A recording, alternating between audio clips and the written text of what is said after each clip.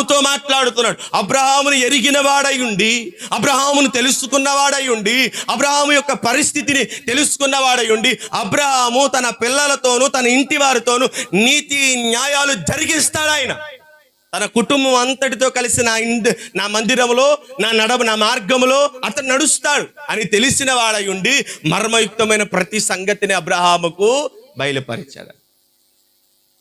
కుటుంబంతో కలిసి ఆరాధన చేస్తే, కుటుంబంతో కలిసి ప్రభువుని స్తుతిస్తే, కుటుంబంతో కలిసి ప్రభు సేవలో వాడబడితే, ప్రభు పనిలో వాడబడితే దేవుడు మర్మమైన ప్రతి సంగతిని దేవుడు ముందుగానే ఏం చేస్తాడు తెలుసా?